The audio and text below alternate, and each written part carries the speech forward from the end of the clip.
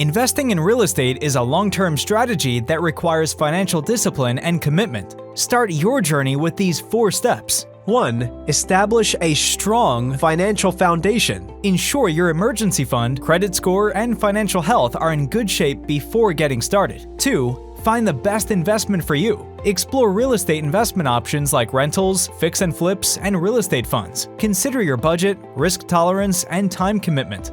3. Explore financing options. Real estate investing requires significant capital. Adjust your savings strategy and research options like partnerships or joint ventures. Just remember to do your due diligence. 4. Start small, grow steady. Start with a small investment and scale up as you gain experience. Consult a financial professional to refine your strategy. With these tips, you can build a real estate investing strategy that fits you and your financial goals. Visit mutualofomaha.com to learn more.